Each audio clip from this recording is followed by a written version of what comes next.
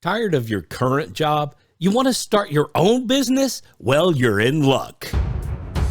Jamie Lee is hosting So You Want to Start a Business, where every Saturday he interviews actual business owners and they'll share their journeys. They'll give you valuable tips and strategies on how to start and grow your own business.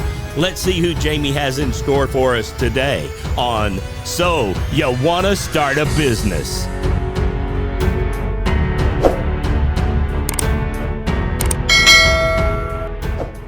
Everybody, and welcome to another episode of So You Want to Start a Business. I'm really excited about our episode today. It concerns a topic that might not be too popular with a lot of people, but it is something that definitely affects a lot of us.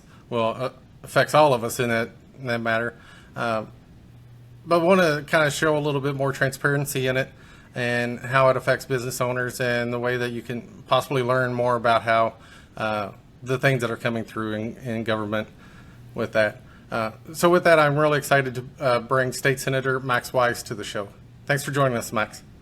Jamie, thank you for having me.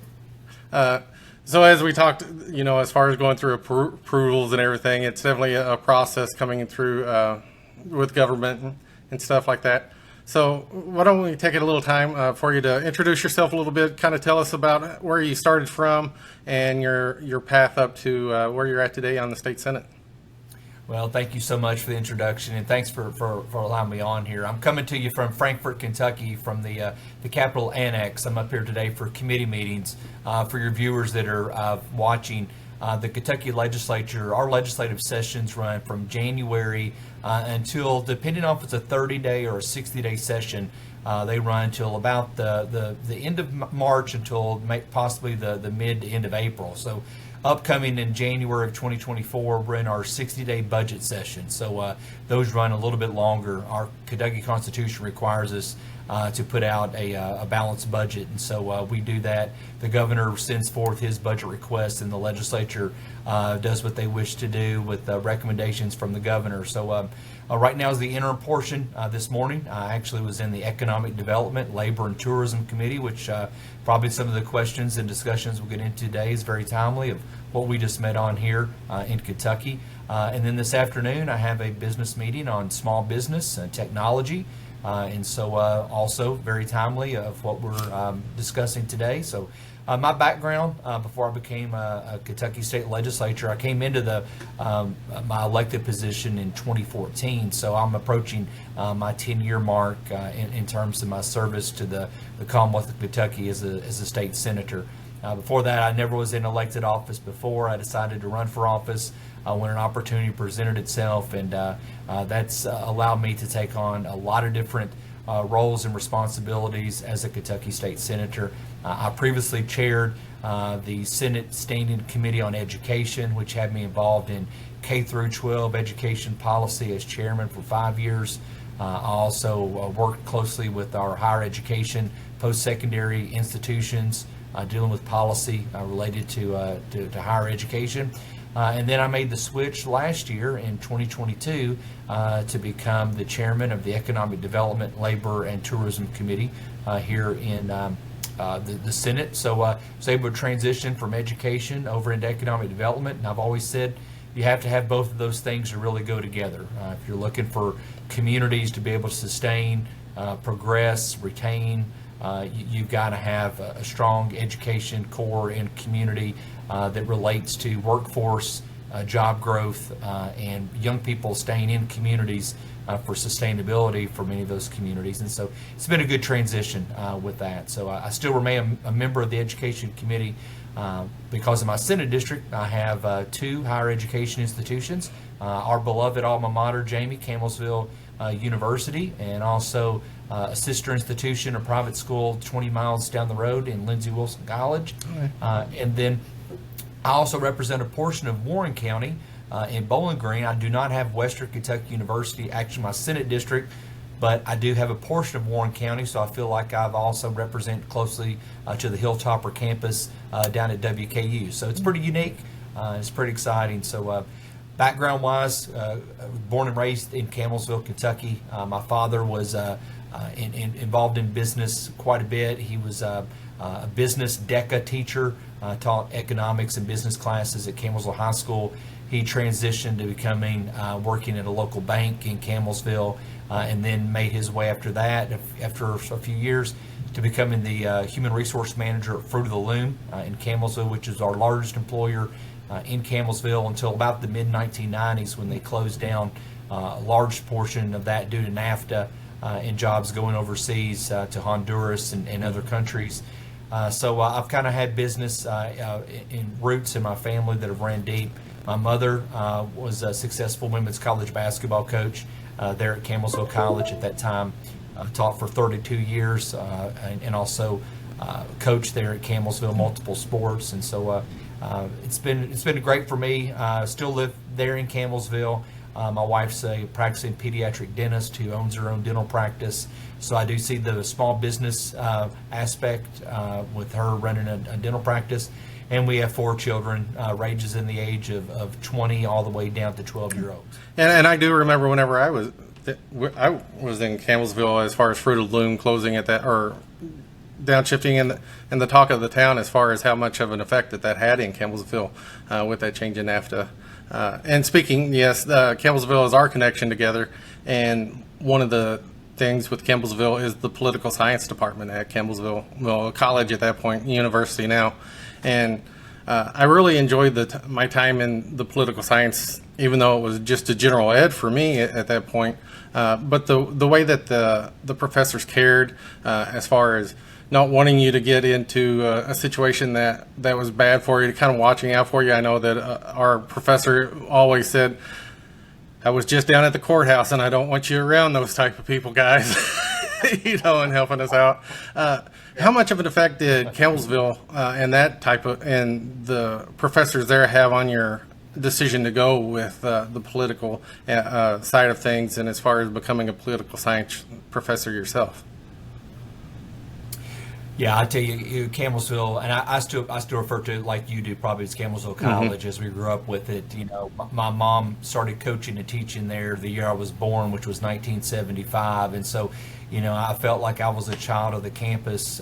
Would spend a lot of time there was my mother being employed all those years, and so the campus actually really shaped and formed me into a lot of the qualities that I take with me as a legislator. I love the small Christ-centered focus that Campbellsville still has of today. I think it's so unique to be able to have a class size where probably like you had. You had 15 to 20 students in a major, and even in a general education class, they would not go above probably 25, maybe 30 at the most. And I really benefited from that. I got to know my professors really well, and classmates, and the political science and history program. I was a double major there. You got professors at that time. There was Dr. Bobby Himes, Dr. Damon Eubank, Dr. Bill Bennett in political science, and then all the students, discussions that we would have. And I just love that small class size. I think you're really able to, to unlike a state school where you maybe could have 100 plus in the class, I feel like you can be more of yourself and really have some good discussions. And I try to do the same as a professor, in those class sizes of challenging students and making them think, critically on different aspects of world events and state politics. And I've just really appreciate all that Campbellsville University did. For sure, it was definitely a great experience for me, and like I said, with you, Carrie Overfelt, all the people that I played football with during that time, still, it's they're life friends that you created that type of relationship with. Even though I left Campbellsville and went to Georgetown, still it's a place that I haven't gotten to come back to for a long time, but I've kept up with and got to see the changes in the campus and the way that they've grown, and a lot of changes have come since Ron Finley era, while I was there. It sure has, yeah. And the town itself. You mentioned there about being a student at the time of the economic downturn of Fruit of the Loom.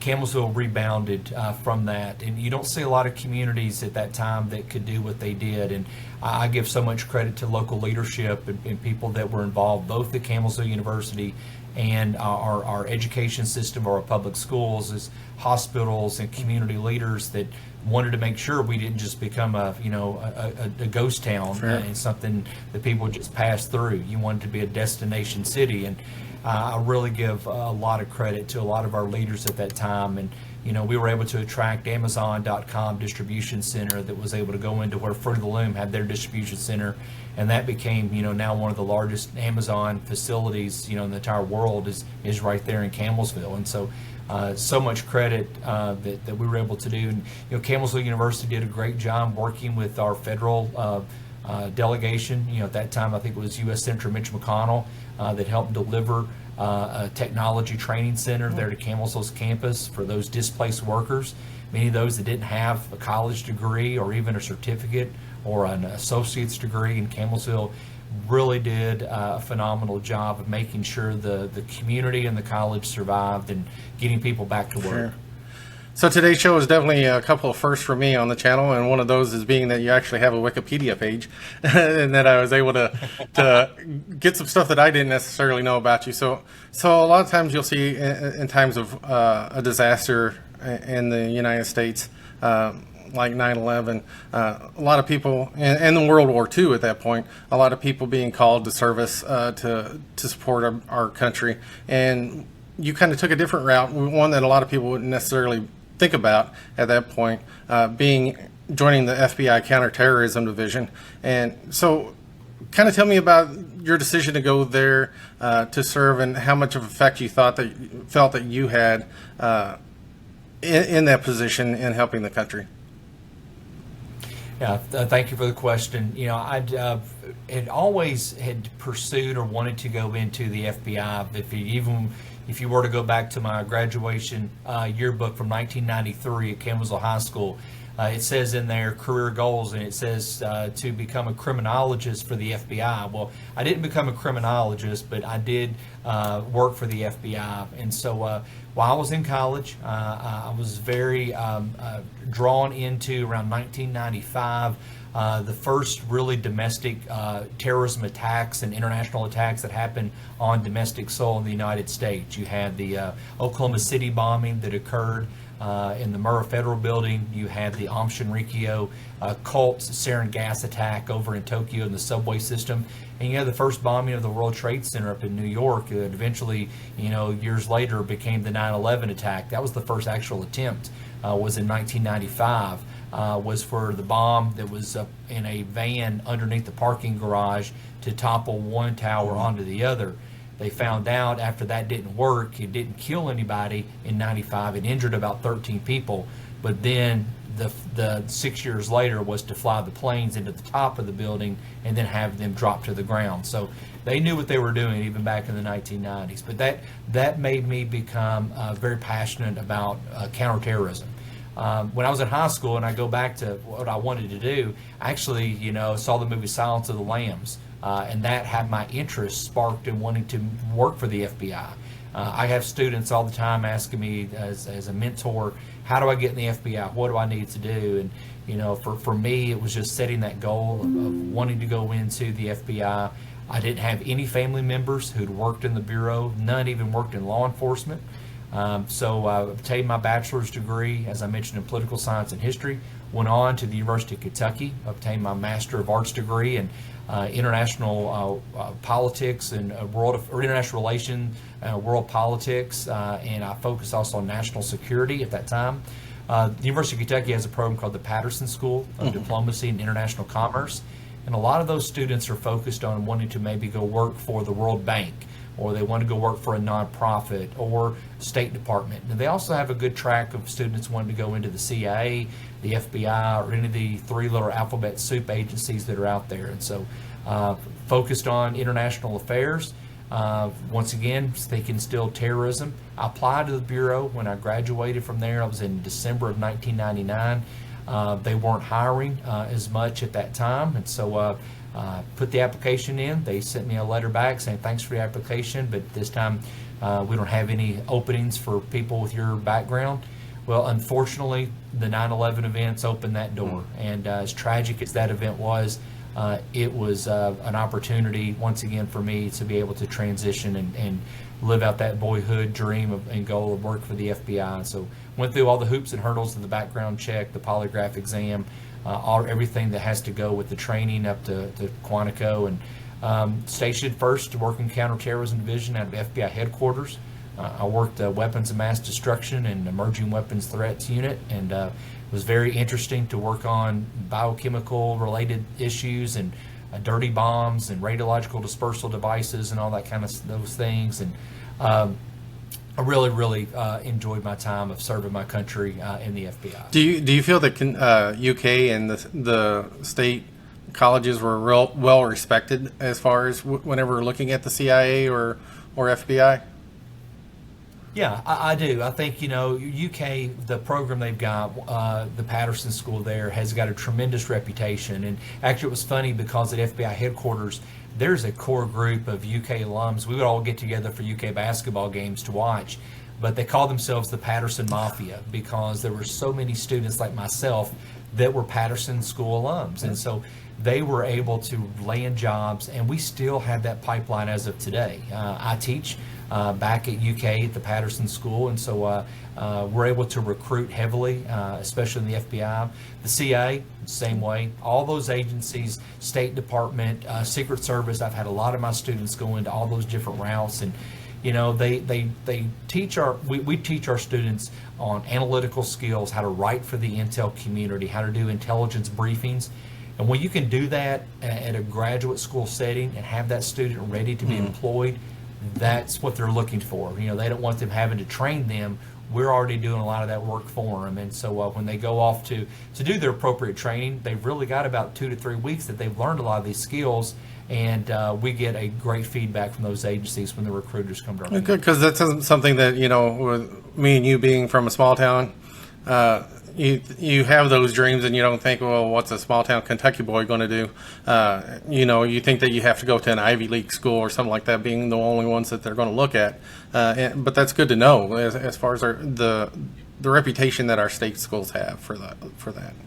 You're exactly right. And I'll even say, even in Campbellsville, we have sent a number of students that have gone into that direction, and I've had some colleagues and others that have gotten into the intelligence community as well. And so, I think once again, if you're looking for that well-rounded person, I think that we've been able to really do a good job of molding them and then attracting that type of employer to look for our type of student. And I think that a lot of people think the downset of college now, the importance of college. What's the use of going to a 4-year institution whenever I can go to something specializing?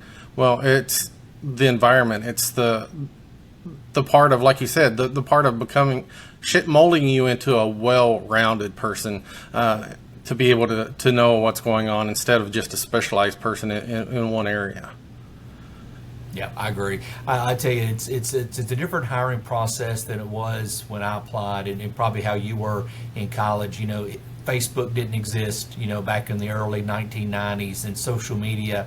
And I tell my students all the time today, just always be careful what you're posting, be careful what you're putting out there with images, because once it's out there, it's a bullet that's left the gun. You can't put it back. And so, the first thing an FBI recruiter is going to be doing is searching immediately to the web for this applicant and trying to scrub any type of information that's out there. And it astonishes me sometimes of how much people put out of their personal life out there on the web. And I've got 4 children of my own. They're all teenagers and one 12-year-old tween. It's right there. And I tell them, just always be careful who you're tagging and who's tagging you into photos, because a good background check type investigation will find anything about Sure. you. And that's a great segue into my next question, as far as with us being friends back in the day. Facebook has also been a great way for us to stay connected with people and communicate with that, and it's been very popular with you, or at least what I've seen, as far as the way that you communicate with your constituents, being able to tell them the things that are going on, that are being presented before you, and being very transparent about your views on things. We've seen social media being something that is very good, but we've also seen with presidents and stuff like that of how it can be very bad, just like you said. How do you view as far as social media being a tool for you to be able to show that transparency, and how government has changed in the need of being transparent to your constituents? Because we've seen your popularity has grown tremendously, with your election results, and with your being on the ticket with Kelly Craft as lieutenant governor at that point. Tell me a little bit more about as far as how you use it as a tool and how it should be used in the government aspect. I appreciate that question. I've always felt like transparency is a part of the government process. And, I see so many legislators that don't use any type of social media. They don't email constituents. They don't do anything of allowing people to know what's going on in government. And, the seat I hold is not my seat. This is the people that elected me to this seat. And I will eventually one day be replaced. And I don't take that seat with me. It just becomes occupied by someone else. And I feel like while I'm here in the role that I'm doing, it's to make sure that people understand, what are we voting on? What are the issues that we're facing? And also to explain to people why I voted the way that I did. And, I remember Ronald Reagan one time said that, you're not going to make everyone happy, but if you can get 70% of the people, to truly understand and to have somewhat of an agreement, you're doing your job effectively. And I've tried to live up to that motto. And, your most popular days as a legislator are there's 2 days. It's the day you take oath and take office, and the second most popular day is the day you leave office, because the time in between is when it's very difficult. And you're not doing this for popularity. You're doing this to truly represent the district and the people that you represent up here. And even by that, that can be somewhat of a dichotomy. And I look at my district, Taylor County and Bowling Green, 2 completely different areas right there. One is a rural area, but growing into a small to medium-sized city where you've got Bowling Green that right now is one of the top 3, in terms of growth. It's one of the top 3, counties that's going to have the most growth over the next, 10 to 30 years. And so the people in Warren County may think differently than the people that do in Taylor County. But so I have to have a way of fine line. But with social media in and of itself, once you do it, though, in terms of putting stuff out there, if it's weekly updates of here's the bills that are passing, letting people have an eye in what are we doing, because everybody who is out there in our society, they're not following government that closely. 80% of the people right now are worrying about what they're going to put on their table for dinner tonight, how they're going to pay for child care, how they're going to pay for gas. They're worried about those type of things. And so my role, I believe, is here's what government's doing. Here's what I'm doing in terms of my role. But for people to maybe see, here's 40 bills that we passed. Here's a rundown. Here's a synopsis of each one of those bills. But I truly believe that my job is, I go back to being an educator. I'm a legislator, but I'm also there to educate my people. And if there's important votes that are going to happen, let them know, get in touch with me. I do surveys, I do polls, I put a lot of those stuffs out there for people to be able to gauge some opinion of what they're thinking about and what they're discussing. But once you do it, in terms of social media, you can't just stop and say, well, I'm gonna back off now. Twitter is a landmine of trolls. I'm not for sure how engaged you are. I'm trying to keep Twitter down. What I've seen with Twitter is it's gotten over the years. There's so more bots. There's so many people that don't have a face to an avatar, and it's sometimes it's not kind. My children, I've had to basically tell them, what happens on Twitter is not real life. Don't take it personal when you see people going after me. It is what it is. But I don't ever block anybody. I don't ever delete my accounts. My Facebook account, sometimes I'll engage with people if they have questions. But if I ever stop doing that, somebody'd say, well, he was really transparent there for a number of years and now he just stopped. And either you engage it or you don't engage. It's my partaking. And I think that, and this isn't just because we're friends or anything, I believe that the way that you've used it and the difference between now and then is a lot of people kind of felt like a lot of the politicians that have been in office for a long time kind of seen themselves as here and you're here, to where now you've kind of leveled it and saying, I'm the same as you, I'm just representing you. Now what would you like your voice to be? Yeah, I agree. I've always tried to do this, and I know some legislators do not do this. I don't mind one bit showing the other side of me as a human and as a parent and as a father and as a Christian, of just, here's who I am, and I think people like genuine Absolutely. people, and I think they don't want to see somebody that's making this a facade or anything like that. So, that's just me, and I'm never going to steer away from there of doing that. So I do appreciate you saying that, because there's sometimes you don't hear those comments, and so it's good to be kind of reassured that somebody's watching and somebody's taking. And it's one of those things, at least for me, whenever I look at politicians, there's a lot of them that I don't agree with, what side of the aisle they're on or what. But what I respect out of them and what I kind of back out of them is if I believe what they're saying is what they believe. There's no background on it that they're trying to hide or anything like that. They're being honest with me. There's some politicians, you might say, like with George Bush or something like that, that wasn't the best speaker, but what came out of his mouth, there's no filter. Yep. That's exactly right. And, I really, in terms of laying it out there for people, and just also, I do town halls. I try to be transparent before a session starts, after the session's over.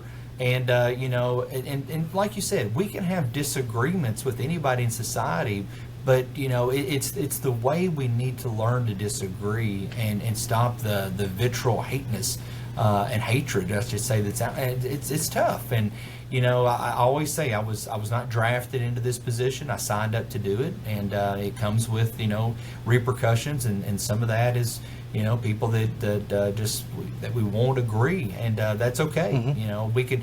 We try to find, even in Frankfurt, sometimes you take a bill that it can be as far to one side as you can get.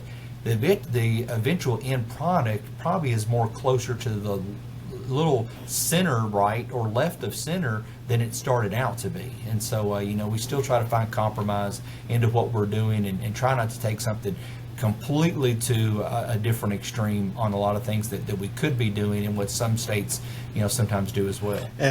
Totally agree with that. And the biggest reason, of course, why I brought you here, as far as with business owners and the relationship with business owners, there's a lot of considerations as far as the business owners have to be aware of when it comes to legislative policies that are being passed down. Some of those are changes that business owners really have to plan for as far as their budgets and stuff like that. And one of the first businesses which we are directly associated with, in being Kentucky, and where you were on the state agricultural committee, are farmers.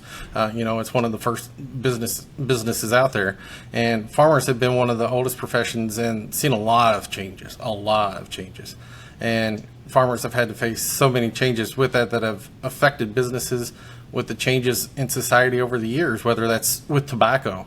Tobacco was so popular, that's how my childhood was raising tobacco. It was seen as something normal at that point. Now, it's being regulated so much, trying to get people all off of that. Then as far as organic, living organic, of how you raise your cattle, of pesticides on the farm. What have you kind of seen as far as the biggest changes that have come to farmers, and what are some of the most important decisions your committee has had to face as far as in the Senate whenever it comes to farmers? Well, you make a great point, and that's one that has seen so much regulations that have came down, and now you see, especially a lot of times in the federal government, of telling farmers, we don't need you to farm, in terms of trying to push down things, of controlling the regulations that are out there and paying them not to do anything more. It's just it's been interesting to watch the transformation of agriculture over the years. When you're exactly right. You look at tobacco warehouses and tobacco barns and places in Kentucky, they're falling off the wayside. They're not like they were before. You don't see a lot of, I will say, having teenage sons and their friends, you don't see hardly any working in tobacco. I think you and I grew up doing that. I remember, going down to some family friends' farms in Monroe County and working in tobacco, as a teenager. My boys don't do that. Those families that did that now don't even have tobacco farms anymore. So it's been interesting to watch the transition of that. And so, one of the things I think we try to do, and once again, in Kentucky, we have Republican supermajority of both chambers, is trying not to push so much of regulations onto our farmers or onto our consumers. But, looking at solar, that's been a big kind of a back and forth between, farming communities. And we work closely with like the Kentucky Farm Bureau Insurance that represents a lot of the farmers in Kentucky. So if there's an energy bill dealing with solar and some of the things that may be looking, to be coming forth in other states, we want to make sure that we have the voice of the farmers in Kentucky, that we're not doing something on their property and on land of encroaching on anything, and that they could make some major disasters. We're also seeing in terms of education, along with agriculture, vaping issues that are occurring. Delta 8, a lot of the mom and pop grocery stores selling some things that are out there. And we did a good job a few years ago in Kentucky with the hemp industry and trying to get that up and off the ground and working closely with our ag commissioner's office.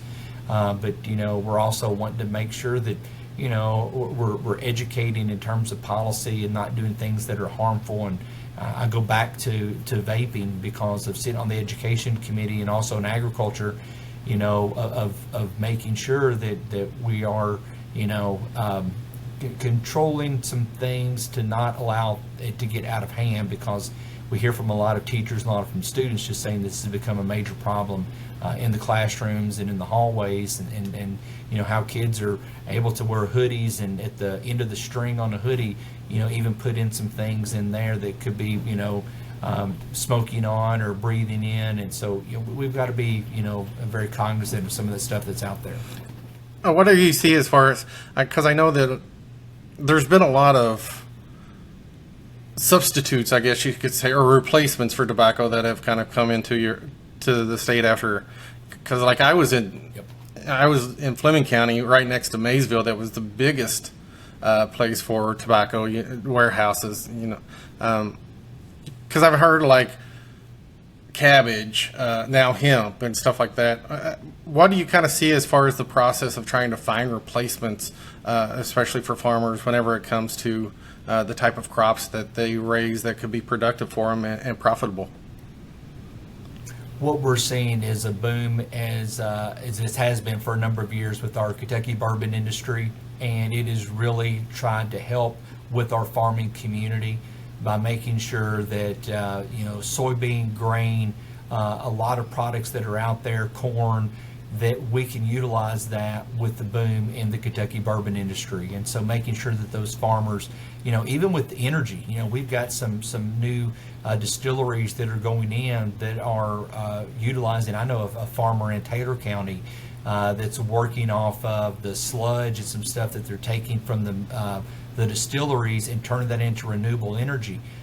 He's a farmer there in Taylor County, so smart, and has been able to sell his idea, and he's working for Woodford Reserve, and he's also getting into some of the distilleries over in Marion County, Jefferson's Reserve, that's going to be taken open, I think it's in 2024, maybe 25.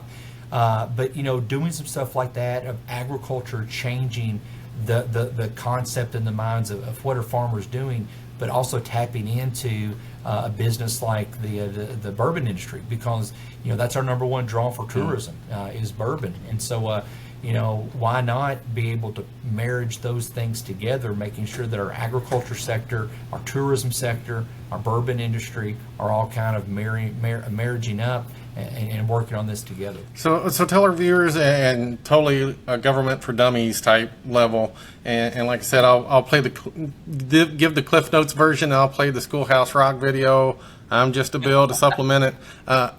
What's the process for whenever a constituent comes to you with a concern or something that you see that might need to be changed as far as you introducing a bill and the process that goes through? Yeah, it's a great segue into what we do up here, and I'm glad you used the word process, because it truly is a process of what we do up here. And my life of being in a classroom or teaching a class is totally different than what actually happens in the process. And so, the textbook from a college or a high school or an elementary class talks about government, and it goes through the process. And so if I have a constituent that comes to me with an issue, I'll first pass it off. We have a legislative research commission to see, what currently is the Kentucky statutes, what's the law on the books. And so if we find out that what they're discussing is already law, we'll just say, here's the law and you have to follow it. But if it's something that they're wanting changed, we would look at what's the regulation there, what needs to be changed. And so the bill would be pre-filed or filed. If it's pre-filed, is before session takes place. Filed is once session begins. You can file a bill any time or pre-file a bill, but it really won't start moving until we gavel in January. But it depends on what the relation of the bill details. If it's a transportation bill, let's say it deals with permitting ATVs or helmets or something like that, more than likely it's going to go to the Transportation Committee. If it deals with a Medicaid issue, if a dentist is wanting more of a reimbursement rate increase, it would go towards our Health Services Committee. If it deals with children, we have a Family and Children's Committee, Education. So we have a number of over 10 committees that are statutorily standing committees. So that bill would then be given a number. It would be sent to the appropriate committee. It could possibly, if it deals with one issue, could overlay and go to another issue. Sometimes I've seen bills that may deal with name, image, and likeness for college athletes.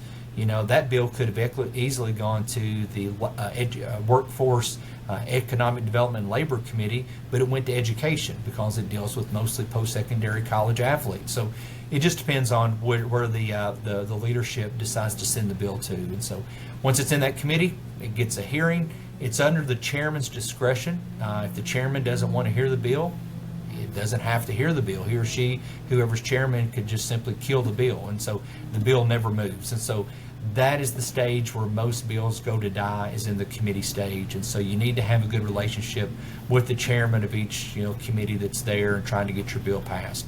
And a lot of people think, well, since it's Republican, they're only going to hear Republican bills. That's not true. I've seen Democrat bills, and even when the Democrats controlled, there were Republican bills that go through. And so it really depends on the issue and the demand. And so once it passes through the committee, if it has a favorable vote by the committee members, majority vote, then it moves on to the floor of where the bill is introduced. It could be a House, it could be a Senate. Either way the bill starts. If it deals with revenue, though, all revenue bills must generate in the House. The Senate cannot do revenue bills, so no taxing bills can ever happen in the Senate. They must originate first in the House, then make their way over.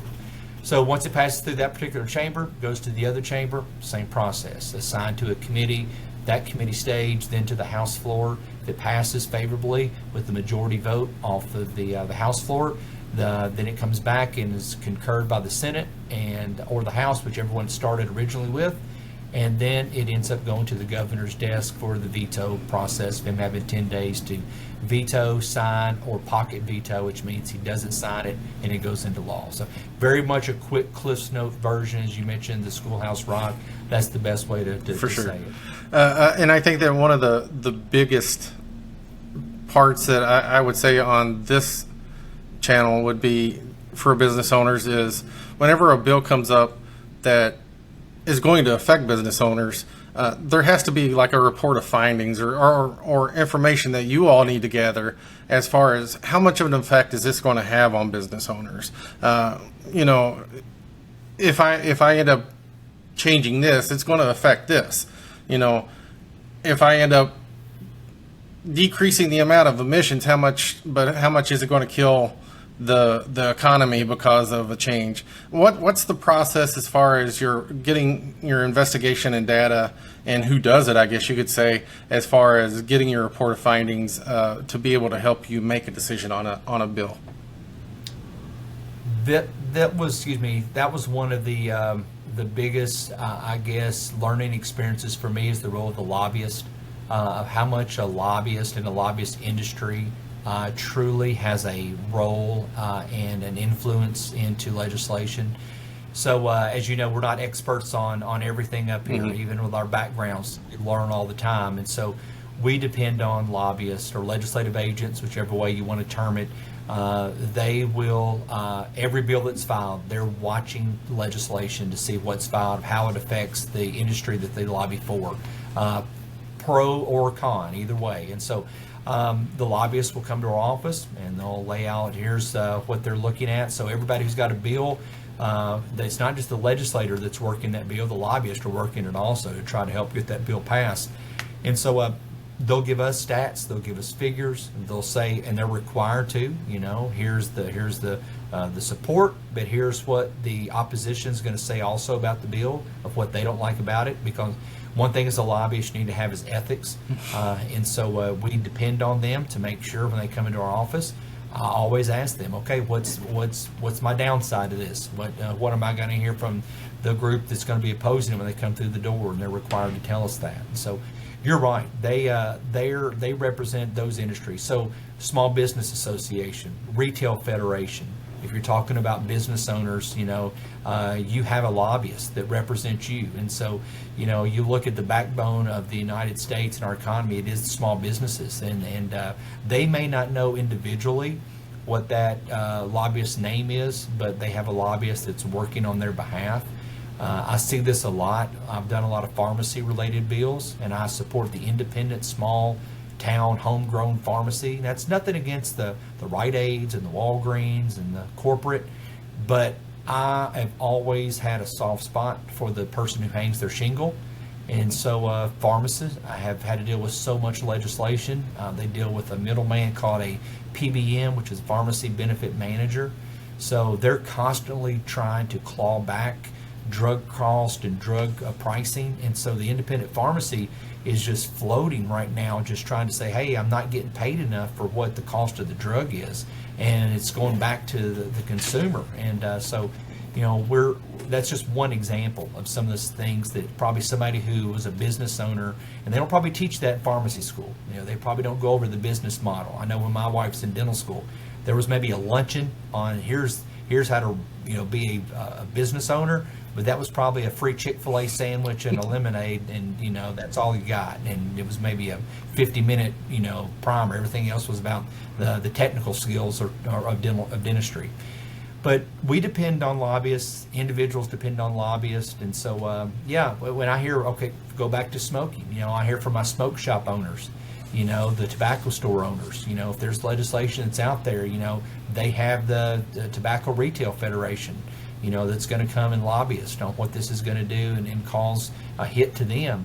I'll have the American Heart Association on the other side that's going to come in and talk about their side of why we don't need to pass the bill. So it really is an interesting process up here of how it works. And whenever I think lobbyist has been like a cuss word for a lot of people, I think, as far as with government, and a lot of people can also say that it's, let's say, for instance, a lot of people, oppositions to religion. If you look in the Bible, you tell me one thing, I can find you another verse that tells you another. So I guess that's the way that a lot of people look at lobbyists, is they're always going to spin things the way that they want to see it. And I like the way that you say that they do need to have an ethical side to them as far as that. Is there any background information or follow-up, or do they need to kind of give their sources of where they're finding their information as far as for you to be able to reference that whenever you're making your decisions?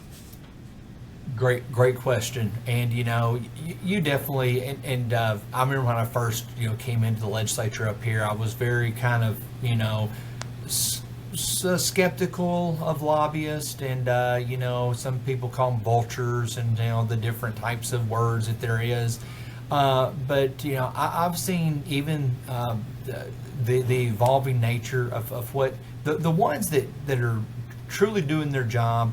They're ethical. They're there to let you know here's both sides of the issue. Those are the ones that you're going to develop a relationship with and lean on and depend on.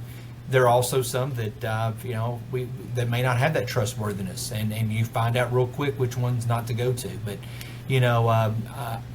when President Trump ran for office, I know it was about draining the swamp and those type of things. And so, lobbyists, they may get a bad rap, and some have gotten bad raps.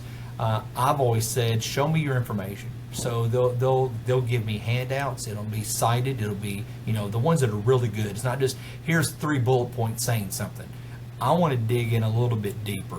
Give me truly facts of where we've got this. And so, we've done that for a lot of times up here. Many times it may take years for something to finally pass, and we just don't feel comfortable maybe with some issues that are there and whatever it could be, and so finally the bill may pass after a while, but it's not just we take it for face value just because a lobbyist gives us this. And sometimes we've been burnt by that. Sometimes we've passed legislation and things get done, and then we look back, we're like, oh gosh, I didn't read that quick in the fine print, in the bill that had 95 pages in it. There was something in there, and we have to go back and say, well, this was a mistake on our part. We just weren't given the complete and total information on that issue. So for somebody or a business owner that doesn't have a representative like you that is totally transparent, I know that, for instance, up here, one of my representatives sends out an email. They have an email newsletter, but a lot of people say, oh, that's government. They don't pay attention to it. What's the best way for a business owner if they are proactive and they understand the importance of understanding what's going through government? What's the best way for them to get an understanding of what's coming through the legislature that is going to affect them, whether it's to contact their lobbyist afterwards and stuff like that they can be able to be proactive on their side to find something that they actually understand? Because reading some of those bills, for layman's terms, it doesn't necessarily something that somebody would be able to sit there and read as far as that. What's the best way for them to be able to be informed and stay informed? Yeah, the wording in those bills is kind of the legalese, and you see a lot of whereas and thous and shalls and mays, and it can get very, very convoluted, and people are like, all right, I'm out. And I would get that if you're somebody that's not involved in this. My best advice is when I hear from a constituent personally, I take that more than even a lobbyist coming to my office, because that person, it is truly affecting them and their livelihood and their families. And so if it's a constituent of mine, they're a business owner, I listen and value them deeply. There's many times that I may have an issue that's come across my desk and I'm not the expert on.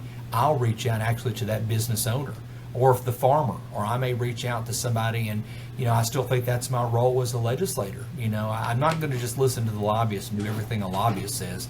I want to talk to the mom and pop store owner. I want to talk to the construction worker, the business owner.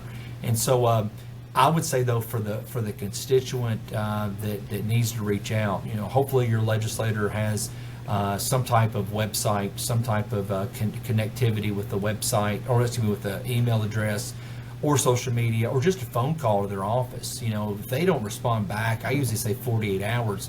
That person's not doing their job as a legislator. There's enough staff on hand that can get that legislator the knowledge, the information to say, hey, Jamie Lee's contacted you, and to give a phone call back. And I think people want to be heard. I think a lot of times people just want to talk, and if that's helping a constituent out, that means more than anything. But lobbyists do represent every industry out there. They do in some form or fashion. And so I would encourage that business owner to find out what type of association that does represent them and their needs, to track legislation. That's the job of the lobbyist, to be tracking that. If they're not doing that, they're not doing their job. And so I would highly recommend that they do that. Another thing, is legislators, I've always done, I mentioned some of their town hall meetings. those should be published in newspapers or put on social media for constituents to know, hey, I'm going to be at a courthouse, or I'm going to be down at Just Food Mart, whatever it may be, for a morning breakfast. Go to those, engage, talk, listen, learn, educate yourself, and pose those questions to that legislator. Let them know what you're feeling, and let them know how this affects you, because for me, once again, if I get a handwritten letter, if it's not a copy and paste email, I may have 150 people send the same email to me. It's just kind of copy and pasted. I don't consider that a personal touch. They may feel like they're contacting their legislator, and it's helpful, don't get me wrong. But a very brief, here's why I'm contacting you, here's how this affects me, goes a long way. And I think that, again, that goes to the effect that you've had, or I've seen with you. And what a lot of people don't understand is that you should have a relationship with your congressman, with your representatives. Exactly. And if they aren't open to that relationship of you being able to talk to that, then you should consider that the next election. And that's part of what's great about our election process is it shouldn't necessarily totally be on the touching points that they're always going to say, and those can always change for some people, but it's also the way that they interact with you, the way that they represent you as a person. Absolutely. Whenever it comes to that. Yeah. So I see I want to be totally respectful of your time. I see we're coming up on the hour mark of what we kind of talked about, but I did want to touch on one aspect, and I kind of mentioned it to you as far as it came across it, and just looking at it, was Kentucky Senate Bill 148. Totally not going to go into it too much, but more or less it's the part of the coming up with, and it's a small thing, of coming up with the government teleworking task force. We've kind of touched on the committees and talking about that.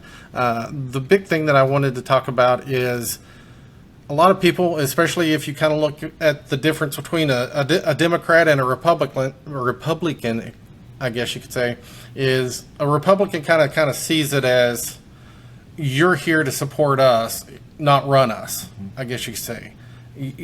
We don't necessarily want a bunch of government programs run by bureaucrats that tell us what to do with our money. We want to be able to spend our money the way that we see fit. With that said, when Trump came around, he kind of said the government should be run more like a business. I think that was a big touching point whenever Trump came around. What do you kind of see as that, as far as being able to be accountable, being held accountable as far as what you're doing with tax money and stuff like that, compared to just taxing more to get more money to be able to push more government programs?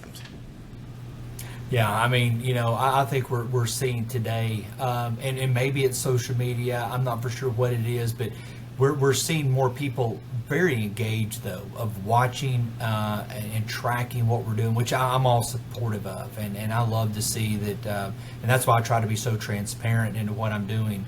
But you bring up a very good point. In that, we should be held accountable, for watching out for the taxpayers for what we're doing. I always try to do and to provide as much local control back at the local level, and not creating more government and more bureaucracy and more levels of having to do things, but reduce the number of mandates, reduce the red tape, allow businesses to flourish, allow them to grow, without here are more regulations that you must follow, more hoops to jump through. I don't see that as the role of government, whatsoever. One of the things that we've done is even in our interim portion we're in right now, we're creating so many task force and working groups and things such as that. It's almost like we're not getting back to the basics of what the founding fathers probably wanted us to do. Now, I will say, we're in a different time where there's so many issues, societal issues, and so many things, but government can't solve all these problems. We don't want the government to solve all these problems. I look at some of the societal ills and some of the things that we're dealing with, and people always say, well, Max, what are you going to do? What are you going to solve it? I'm like, well, you know what? Some of these things can be solved on your own. And, child care, the meeting I was just in this morning, that's one of the biggest obstacles right now that we're finding for workers is childcare. And some businesses are doing a great job of maybe building a daycare into their business, but you also have zoning restrictions with that. You have a lot, again, of government regulations and mandates. No state has got the child care issue solved, and I think that's going to be one of the biggest issues that we're facing, where people are choosing to work from home because they could take care of their kids. They can be mobile workers. At the same time, you look at somebody like Toyota. They've done a fantastic job of having a child care system where people can come to work, bring their child. Now, they may be losing money on that because of the expense. It's expensive to do, but I think in the long term, their retention rates are high. They've done a very good job of this. So, are you willing to cut this, but also save in this area? I think that's a great, Bowling Green Independent Schools here in Kentucky are building a brand new high school. They're putting a child care facility in there for their teachers to be able to have their children come to school with them that are young teachers with child care. They did that without government telling them and making them do that. I wish more industries and more outside the box thinking like that was done instead of having to wait for government to fix it. And it's one of those things that, especially that you see after the pandemic, where people don't have workers. There's such a shortage of it that I think that it came for them to realize that, okay, well, we need to make sure that we take care of the ones that are here. And just like you said, there's additional costs in doing the daycare, but the cost of not having to retrain somebody else and the turnover, it definitely kind of comes up with that. And on that note, with that bill is part of the teleworking part of that, especially after the pandemic, everybody kind of working from home. I'm one of them. I work from home for my position. One of the things that we kind of think about, though, yes, you're talking about give and take, is it saved my company a lot of money now that they don't have a building necessarily. We kind of vacated a building to do that. But then how about the part of tourism and everything, as far as the businesses downtown or around in a commercial place that suddenly don't have all of those workers coming for lunch and stuff like that? Have you seen a large effect as far as that since then? That is of a concern. You look at a major urban area. Let's take Louisville. I'm just familiar with, as being Kentucky, have seen once Humana or some of these decided they're going to do more remote. You drive through these areas now, and you're like, man, there's just a lot of there's no vibrancy. There's not a lot of people out walking and seeing downtown traffic. Now that may not be a bad thing. It's less than that. But at the same time, you look at your delis, you look at places like that, that I'm sure have had to pinch, but at the same time, inflation is causing them to rise the price of their sandwiches, and so it's a difficult situation, I'm sure it's for some.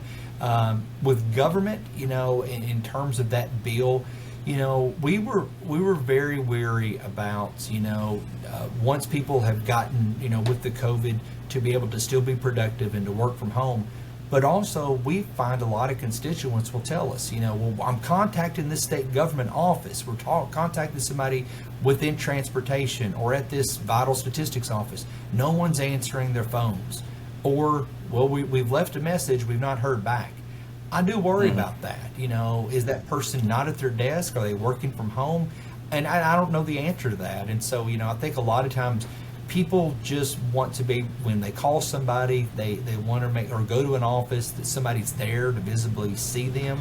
But we were very careful in terms of that legislation of not doing something that was going to detriment also the economy, with making people go back and doing something if they would then say, well, I'm going to now take retirement because you're making me go back into an office. And I've seen, as far as being directly related with that, as far as coming home, it kind of helped some with childcare, but what it also did was you have such your work environment is polluted, I guess you could say, is your attention isn't on that, to where I've seen some places require your webcam is always on.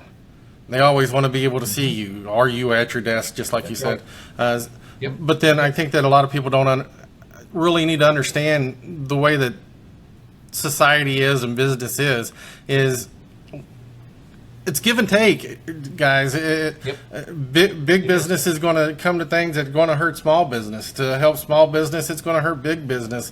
And I think that, kind of coming with your, kind of like what you said, people don't understand and listen and realize what the other person is living. To where, and coming from a small town, we kind of understand that a little bit more than somebody in a big town. But that's the blessings of us the way that we grew up. And again, I want to be, I got one more question for you. I want to be, off your Wikipedia page, I never realized that your mom was Donna Wise, which is a living legend in Campbellsville and in the area, in the state, as far as whenever it comes to women's basketball coaches. And so what's it like living with a legend whenever you walk around town and go with your mom? Well, I appreciate that. I learned so much, by my mom being in the role that she has over those years. And, she retired and has enjoyed the fruits now of watching her grandchildren, my children, with their athletic endeavors and what they do. And so, I will say this, I learned, a lot about leadership. I learned a lot about also, I think when my mom coached, when she set the ground rules and when she made the decisions on the court, she didn't listen to the outside noise. And a lot of times I see that as a legislator, the votes I take, the stances I take on different types of issues of where I'm at. It's easy, to be, criticized and for people to play, backup quarterback or, Sunday morning quarterback. And I've found out that, you got to be thick-skinned. At the same time, the decisions you make, you stick with it. You don't, right now, we're living in an interesting time where, it's a cancel culture. We're living in a different time right now of people that make stands and they take stands and they get attacked for it and then they bow down to that. I've felt like stick with what you believe in. It may not be what's most popular, but at the same time, it's what you stand for. And I've always took that path, and I think that's where I've learned a lot of that is by having a mom who's a basketball coach, who probably had parents, I'm sure, come and say, well, I'm upset my daughter's not playing. I don't like how you did this. Well, she's the coach. The buck stops there. And with me, I'm a team player. I love to get in the arena. I'm happy to take on the fights or big issues and big challenges. But with that, I know that I could easily be taken out of office. And so, you live with those decisions that you make. But I've always, I've really felt like in the past few years, when we stand for what we believe in and what you truly are about, even if you get attacked and criticized, don't bow. Don't take a knee for that. Stand for what you are. And I think you get more respect for it. Coaching can definitely be like parenting. Handling the fights between the siblings sometimes, but you got to be able to have your stance and be firm on that, like you said, and dealing with the outside part of parenting and stuff like that. So with that. Yeah. Thank you so much for your time. Tell everybody, especially your constituents, of how they can contact you if they have any questions for you and keep in contact with you. What's going on in their area? Yeah, so best ways, a Facebook page. I have a state senate page. I got a personal page. State Senator Max Wise is the public page, but I also put private stuff on there about family on there as well. Twitter at Maxwell Wise. Instagram, Kentucky Senator Wise, or I think that's it. I hate to say, Jamie, a lot of times I just post stuff on that, but I'm sure if somebody looks it up.